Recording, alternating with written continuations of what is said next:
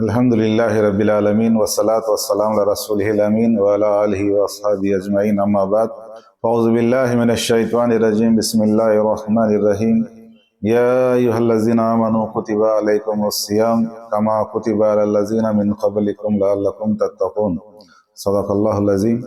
అనంత కరుణామయుడు, అపార కృపాశీలుడు, సర్వలోక నియామకుడు, సర్వ సృష్టికర్త అయిన దైవానికే సమస్త స్తోత్రం తెలియజేసుకుంటూ, సోదర మహాశిలరా, ఆధ్యాత్మిక ప్రియులారా, మనం ప్రస్తుతము పవిత్ర రంజాను మాసంని గడుపుతూ ఉన్నాము. మరి సోదర మహాశిలరా, ఈ పవిత్ర రంజాను మాసం అనేసరికి మనకు ప్రతి ఒక్కరికి ఉపవాసాలు అనేది జ్ఞాపకం వస్తుంది.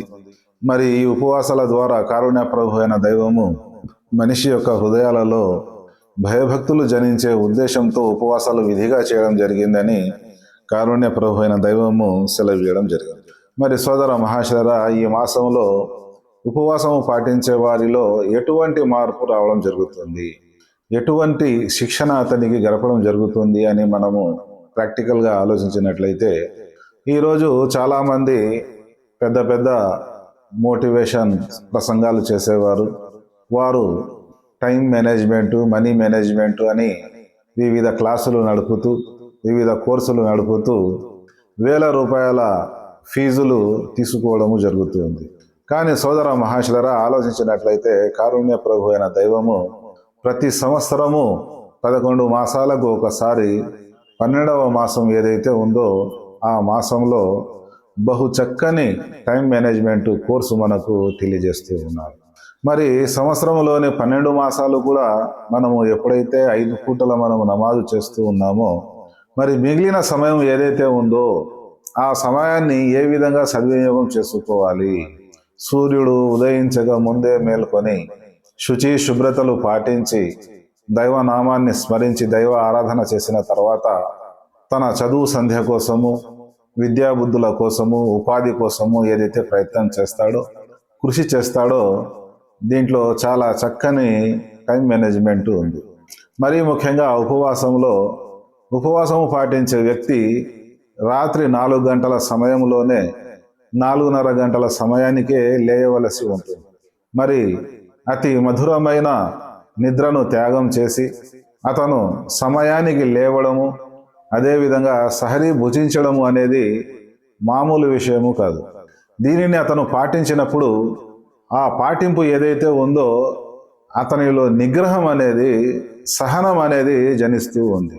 ఈ విధంగా తన శరీరము ఏదైతే మనోకాంక్షలకు అలవాటు పడిందో ఆ విలాసాలలో తిండితో పాటు, మద్యంతో పాటు, మగువతో పాటు నిద్ర కూడా ఒక విలాసమే.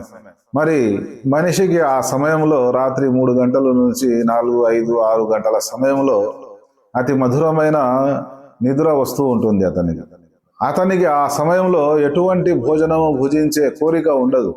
అటువంటి సమయంలో ప్రవక్త గారి యొక్క సాంప్రదాయాన్ని పాటిస్తూ సహరీ భుజిస్తాడో అతనికి తన శరీరంపై నిగ్రహం అనేది వస్తుంది.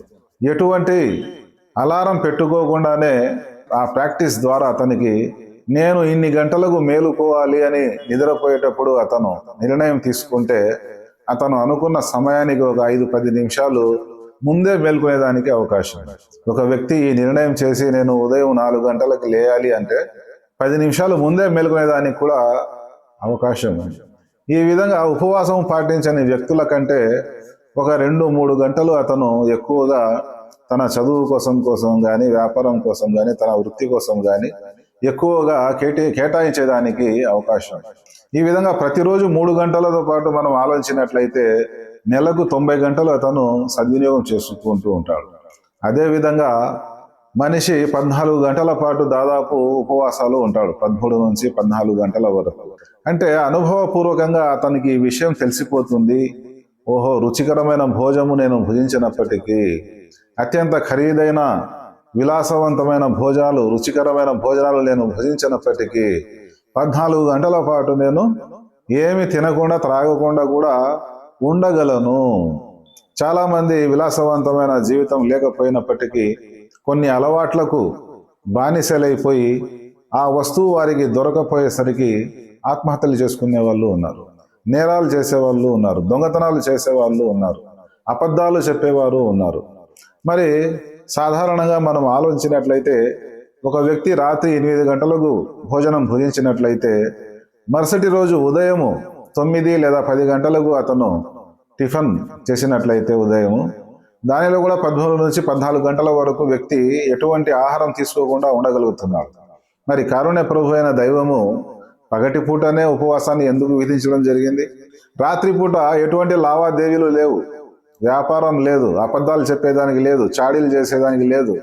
ఈ పని అంతా పగటి పూటనే అతను చేస్తాడు కాబట్టి, ఏదైతే అతనికి బీడీ తాగే అలవాటు ఉందో అది పగలే తాగుతాడు కాబట్టి, సిగరెట్ కానీ పాన్ పరాగ్ కానీ ఇటువంటివన్నీ పగటి పూటనే తింటాడు కాబట్టి, అబద్ధాలు కూడా పగటి పూటనే చెప్తాడు కాబట్టి, అసూయ ద్వేషాలు కూడా చాడీలు కూడా పగటి పూటనే చెప్తాడు కాబట్టి, ఈ పగటి సమయం అంతా అతనికి శిక్ష గడపడం జరుగుతుంది. మనం ఎటువంటి సమాజంలో జీవితం మనుగడ సాగిస్తూ ఉన్నాము అంటే సర్వ చెడులు ఇక్కడ వ్యాపించి ఉన్నాయి. అడుగడుగునా మీకు పాన్ పరాగ్ దొరుకుతుంది, అడుగడుగునా సిగరెట్లు బీడీలు దొరుకుతాయి, మత్తు పదార్థాల బ్రాందీ షాపులు, సినిమా హాళ్ళు, ప్రతి ఒక్క చెడు కూడా వ్యాపించి ఉన్న ఇటువంటి సమయంలో మనము మనుగడ సాగిస్తూ ఉన్నాము. మరి ఈ చెడుల నుంచి మనం కాపాడబడాలి అంటే విశృంఖలమైన నాట్యము, గానము ఉన్నటువంటి ఇటువంటి సినిమాల ప్రభావం నుంచి మనల్ని మనం కాపాడుకోవాలి అంటే చెడు చూడకూడదు అనే భావన మనలో రావాలి, చెడు చెప్పకూడదు అనే మన భావన రావాలి, చెడు వినకూడదు అనే భావన రావాలి. మరి ఈరోజు ఎంతమంది పిల్లలు సోషల్ మీడియాకు బానిసలై కొంత సమయం వారి నుంచి ఫోన్ లాక్కుంటే కొన్ని చోట్ల తల్లిదండ్రుల పైన అటాక్ చేయడం జరుగుతుంది, పొడసడం జరుగుతుంది, చంపడం జరుగుతుంది. ఎందుకు? వారు దానికి బానిసలైపోయారు. ఆహారం లేకపోయినా పర్వాలేదు కానీ ఆ సినిమాలో నాట్యం చూడాలి, గానం వినాలి, చెడు చూడాలి, అంగాంగ ప్రదర్శన చేసే నాట్యం చూడాలి.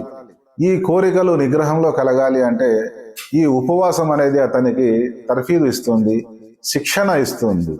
ఈ విధంగా ప్రతిరోజు ఒక వ్యక్తి 13 గంటల నుంచి 14 గంటల వరకు చెడు చూడకుండా, చెడు వినకుండా, చెడు తినకుండా, చెడు వస్తువులు త్రాగకుండా, సేవించకుండా నిష్టగా ఎవడైతే జీవితం గడుపుతాడో, తన ధనాన్ని దుర్వినియోగం చేయకుండా బీడీలు, పాన్ పరాకులు, సిగరెట్లు, మద్యం కోసము దుబారా చేయకుండా ధనాన్ని సద్వినియోగం చేసుకునే దానికోసము, దాన ధర్మాలు చేసేదానికోసము, తల్లిదండ్రులను సేవించే దానికోసము, భార్య బిడ్డలను సేవించే దానికోసము, మంచి కార్యాల కోసము వినియోగించే దానికోసము మనీ మేనేజ్మెంట్ కూడా నేర్చుకునే దానికి అవకాశం. అదేవిధంగా టైం మేనేజ్మెంట్ కూడా కోర్సు ఈ ఉపవాసంలో జరుగుతుంది. ఈ విధంగా 30 రోజులు ఒక మాసంలో 400 గంటల నుంచి 450 గంటల వరకు ధర్మసమ్మతమైన అన్నపానీయాల నుంచి కూడా దూరంగా ఉండి, ఇంకా చెడు వస్తువుల ఆలోచన అయితే ఎటువంటి ఆలోచన లేదు.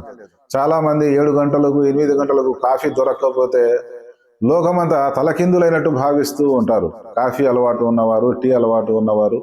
కానీ ఎప్పుడైతే మనిషి ఉపవాస నిర్ణయం పాటిస్తాడో ఉదయం 4-5 గంటల నుంచి బాడీకి ఆర్డర్ ఇచ్చేయడం జరుగుతుంది. నీకు 14 గంటల వరకు ఎటువంటి అన్నపానీయాలు, టీలు, కాఫీలు, బీడీ, సిగరెట్లు ఎటువంటివి అనుమతించడం జరగడం లేదు అని నిర్ణయం చేసేస్తాడో ఆ బాడీ కోరను కూడా కోరదు. ఆ విధంగా ఈ పవిత్ర మాసంలోని ఉపవాసం ఏదైతే ఉందో ఈ విధంగా టైం మేనేజ్మెంట్కు సంబంధించి, మనీ మేనేజ్మెంట్కు సంబంధించి తన జీవితాన్ని సంస్కరించుకునే దానికోసము ఉత్తమమైన ట్రైనింగ్, శిక్షణ ఇస్తుంది. మరి సోదర మహాశయులారా, ఎవరైతే ఉపవాసాన్ని పాటిస్తూ ఉన్నారో వారు ఈ శిక్షణ పట్ల దృష్టి కేంద్రీకరించాలని, ఎవరైతే ఉపవాసాన్ని పాటించడం లేదో ఈ మాసాన్ని సద్వినియోగం చేసుకొని ఉపవాసాన్ని పాటించి ఈ తర్ఫీదు, ఈ శిక్షణ పొంది తమ జీవితాలను ధన్యం చేసుకోవాలని, ఏవైతే విషయాలు చెప్పామో విన్నామో అర్థం చేసుకుని ఆచరించే సద్బుద్ధి కలగని వేడుకుంటున్నాను. అస్సలాము అలైకుం వరహమతుల్లాహి వబరకాతుహు.